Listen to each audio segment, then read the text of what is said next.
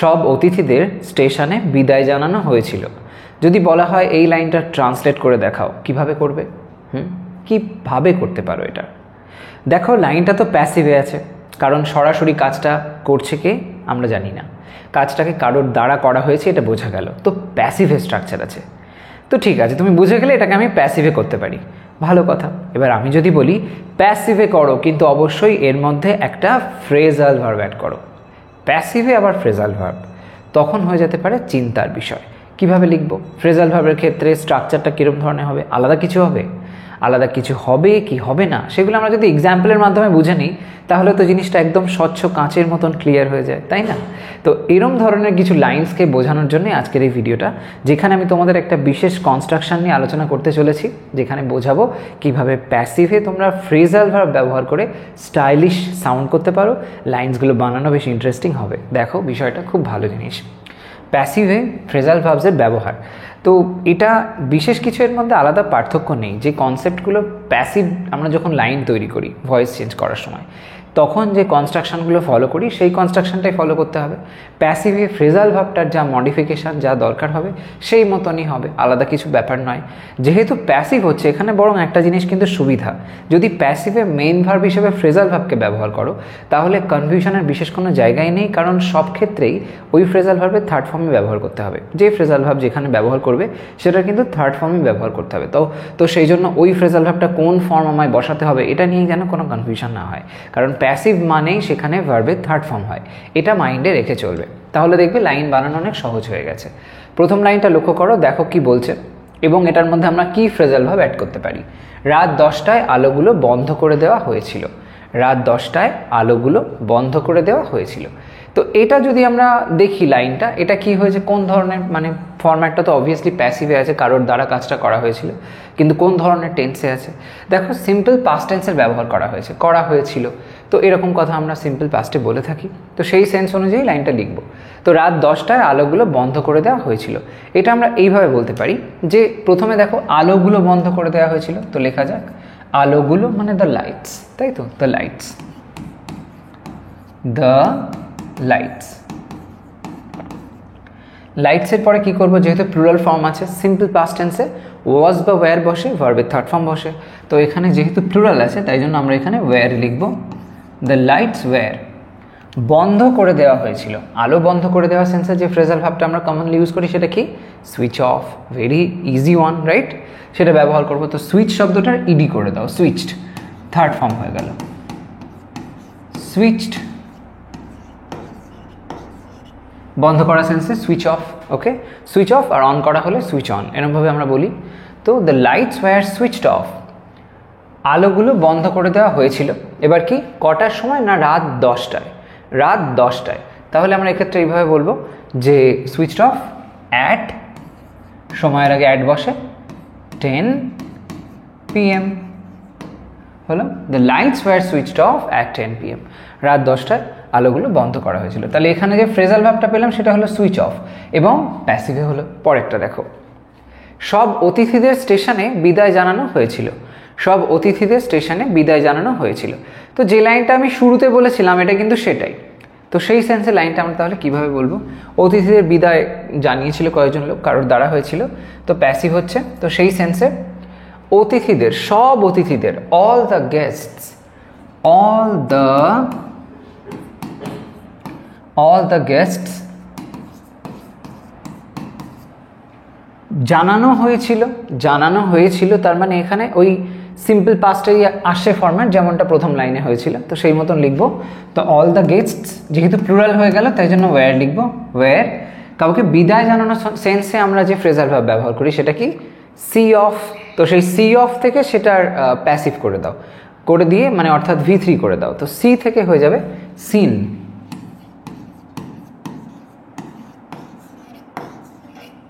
were seen off, all the guests were seen off, সব অতিথিদের স্টেশনে বিদায় জানানো হয়েছিল। তো এখানে আমরা এখন অবধি লিখলাম সব অতিথিদের বিদায় জানানো হয়েছিল।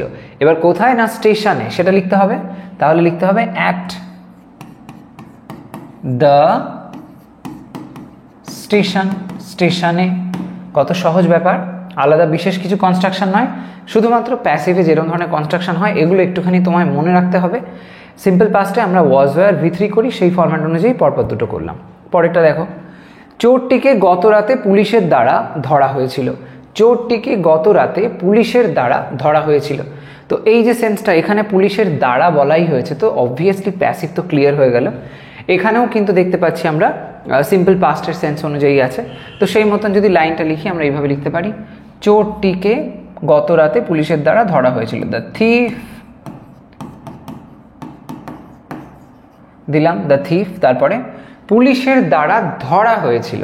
তো ধরা হওয়া কাউকে যখন মানে পুলিশ যখন ক্যাপচার করে বা কিছু এরকম সেন্সে, আমরা সেক্ষেত্রে ক্যাচ আপ উইথ এটা ব্যবহার করতে পারি, ফ্রেজাল ভার্ব, সেটা এখানে ব্যবহার করব। এবং সিম্পল পাস্টে দ্য থিফ ওয়াজ, ক্যাচের থার্ড ফর্ম করে দাও, কট হবে caught up with.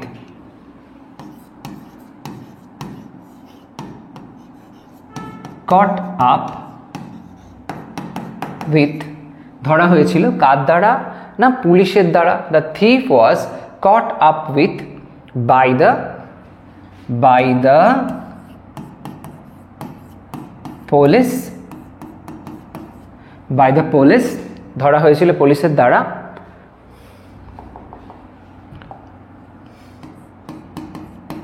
By the police, কখন না গত রাতে, লাস্ট নাইট।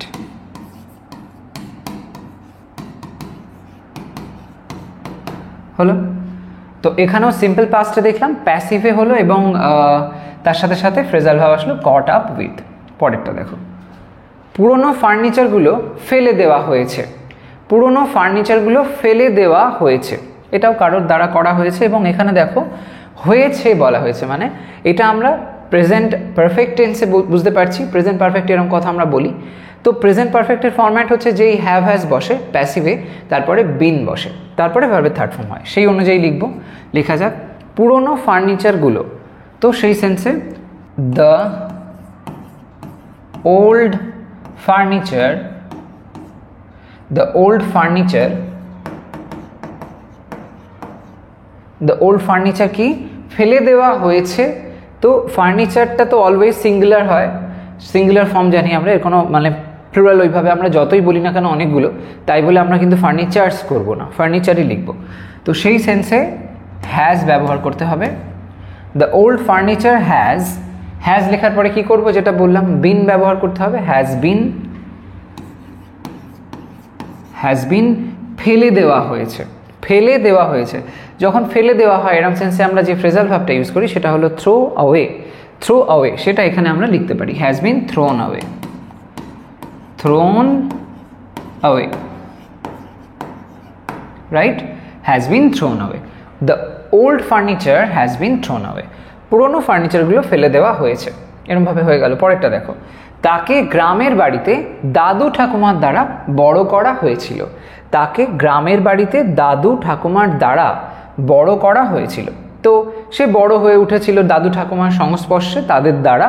তো এখানে প্যাসিভের সেন্স আসলো এবং এটা বলা হয়েছে যেভাবে যে বড় করা হয়েছিল, তো এটা ওই দেখো আগে হয়েছিল যেরকমভাবে এসছে, তো সেই অনুযায়ী সিম্পল পাস্টে বলতে পারি। তাহলে লাইনটা এইভাবে বলতে হবে, তাকে গ্রামের বাড়িতে, তাকে কথাটা প্রথমে লিখতে হবে। তো তাকে অর্থে হি, তারপরে সিম্পল পাস্টে ওয়াজ দাও, হি ওয়াজ, বড় করে তোলা, লালন পালন করা, এরম সেন্সে আমরা যে ফ্রেজাল ভার্বটা ব্যবহার করি খুবই কমন, সেটা হলো ব্রিং আপ, সেটা থার্ড ফর্ম করো, ব্রিং থেকে ব্রট করে দাও। মনে রাখবে যখন প্যাসিভ করবে অনেক ক্ষেত্রেই স্টুডেন্টরা ভুল করে ফেলে যে প্যাসিভ যখন করে তখন ওই যে শেষের দিকে যে প্রিপোজিশনটা থাকে, যদিও সেটা প্রিপোজিশন হিসেবে কাজ করে না, অ্যাডভার্ব সেন্সে হয় তখন। তো যাই হোক, তো সেটা আমরা দেখি অনেক সময় ভুলবশত ওটার সাথে ইডি জুড়ে দেওয়া হচ্ছে বা ডি জুড়ে দেওয়া হয়, এরকম ধরনের সিলি মিস্টেক করো না। খেয়াল রেখো শুধুমাত্র মেইন ভার্বটাকেই কিন্তু মডিফাই করবে, পরে থাকা অংশটাকে নয়। তো যাই হোক, হি ওয়াজ ব্রট আপ, তাকে গ্রামের বাড়িতে বড় করা হয়েছিল। তাকে বড় করা হয়েছিল কার দ্বারা? তার দাদু ঠাকুমার দ্বারা, বাই, তারপরে দাদু ঠাকুমার দ্বারা মানে সেই সেন্সে তার দাদু ঠাকুমা, তো সেই অর্থে বলতে পারি হি was brought up by his দাদু ঠাকুমা। তো একসাথে এক কথা আমরা বলতে পারি গ্র্যান্ড প্যারেন্টস, সেটা লিখতে হবে, বাই হিজ গ্র্যান্ড প্যারেন্টস, কোথায় না তার গ্রামের বাড়িতে। তো গ্রামের বাড়িতে অ্যাট দ্য ভিলেজ হাউস বা হোমও বলা যায়, village home, at the village home he was brought up by his grandparents at the village home. তো এখানে ব্রট আপের ব্যবহার করা হলো, যেটা প্যাসিভে হয়েছে ফ্রেজাল ভার্বের অ্যাপ্লাইটা। নেক্সট ওয়ান দেখো, বিষয়টি কর্তৃপক্ষের দ্বারা খতিয়ে দেখা হচ্ছিল। কর্তৃপক্ষের দ্বারা খতিয়ে দেখা হচ্ছিল বলা হয়েছে, মানে কাজটা চলছিল অতীতে। এরকম সেন্সে পাস্ট কন্টিনিউয়াসে আমরা ওয়াজ বা ওয়্যার তার সাথে বিং ব্যবহার করি, ভার্বের থার্ড ফর্ম করি। সেই মতন লাইনটা লিখলে বিষয়টি কর্তৃপক্ষের দ্বারা খতিয়ে দেখা হচ্ছিল, বিষয় তাহলে দ্য ম্যাটার ওয়াজ। তারপরে যেটা বললাম বিইং লিখবো, কন্টিনিউয়াস টেন্স হলে আমরা ফ্রেজাল প্যাসিভ ভয়েসে বিইং ব্যবহার করি। দ্য ম্যাটার ওয়াজ বিইং কি না খতিয়ে দেখা হচ্ছিল, মানে যে এই সেন্সে যে ফ্রেজাল ভার্বটা ব্যবহার হয় এই অর্থে সেটা হলো লুক ইনটু। আর একটা খুবই কমন ফ্রেজাল ভার্ব সেটা লিখতে হবে, লুকের থার্ড ফর্ম করে দাও লুকড, তারপরে লিখতে হবে into, looked into. The matter was being looked into কর্তৃপক্ষের দ্বারা, by the authority, by the authority, right, by the authority. The matter was being looked into by the authority, বিষয়টি কর্তৃপক্ষের দ্বারা খতিয়ে দেখা হচ্ছিল। তো এখানে লুক ইনটু এই ফ্রেজাল ভার্বটা দেখলাম, যেটা প্যাসিভে অ্যাপ্লাই হলো। পরেরটা, নিমন্ত্রণ পত্রগুলো শীঘ্রই পাঠানো হবে। এখানে বলা হয়েছে পাঠানো হবে, মানে ফিউচারে বলা হচ্ছে, সিম্পল ফিউচার। তো সিম্পল ফিউচার টেন্সে যখন আমরা প্যাসিভ পড়ি তখন শ্যাল বা উইলের সাথে বি বসে এবং ভার্বের থার্ড ফর্ম হয়, সেই অনুযায়ী কাজটা করব। তো লাইনটা আমরা এইভাবে লিখব, নিমন্ত্রণ পত্রগুলো, দ্য ইনভিটেশন কার্ডস বলতে পারি, দ্য ইনভিটেশন কার্ডস পাঠানো হবে, উইল বি,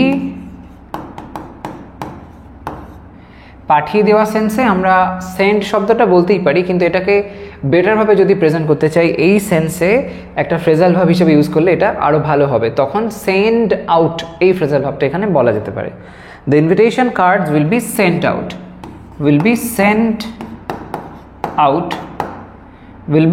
আউট, শীঘ্রই, soon. The invitation cards will be sent out soon. হলো? পরেরটা দেখো, রিপোর্টটি সময়সীমার আগেই জমা দেওয়া হয়েছিল। রিপোর্টটি সময়সীমার আগেই জমা দেওয়া হয়েছিল। তো এই সেন্সে সময়সীমার আগেই, তো রিপোর্টটি লেখা যাক দ্য রিপোর্ট, এটাও সিম্পল পাস্ট টেন্সে করা হয়েছে। দ্য রিপোর্ট সময়সীমার আগেই জমা দেওয়া হয়েছিল, দ্য রিপোর্ট ওয়াজ, এখানে জমা দেওয়া সেন্সে হ্যান্ড ইন এই ফ্রেজাল ভার্বটা আমরা ব্যবহার করতে পারি। The report was handed in, was hand হয়ে যাবে হ্যান্ডেড ইন সময়সীমার আগেই। তো সময়সীমা, শেষ সময়, ডেডলাইন বলতে পারি আমরা। তো before the deadline, handed in before the deadline. হলো? The report was handed in before the deadline. তাহলে দেখতে পেলে কিভাবে খুব সিম্পলভাবে আমরা লাইনগুলোকে কিন্তু করে ফেললাম। শুধুমাত্র প্যাসিভের স্ট্রাকচারটাকে ঠিকমতো অ্যাপ্লাই করতে পারলে তাহলে সেক্ষেত্রে এই যে ভার্বের থার্ড ফর্ম হওয়া বিষয়টা, এটা যদি মাথায় রাখো তাহলে ফ্রেজাল ভার্ব ইউজ করে লাইনগুলো বানানো খুবই সহজ ব্যাপার হয়ে যাবে এবং বেশ স্টাইলিশ সাউন্ড করবে। তো এরকম ধরনের কিছু কিছু লাইনস তোমরাও তৈরি করো যেখানে ফ্রেজাল ভার্বকে তোমরা প্যাসিভে ফেলছো এবং সেই মতন লাইন বানাচ্ছো। কোথাও যদি কোনো কনফিউশন থাকে কমেন্টে আমাকে অবশ্যই জানিও, আমি ডেফিনেটলি সেটা ক্লিয়ার করে দেবো। কোনো নির্দিষ্ট বিষয়ের উপরে যদি ভিডিওর প্রয়োজন হয় সেটাও আমাকে জানাতে পারো, আমি নিশ্চয়ই তার উপরে ভিডিও নিয়ে আসার চেষ্টা করব। তো আজকের ভিডিও এই পর্যন্তই থাকছে।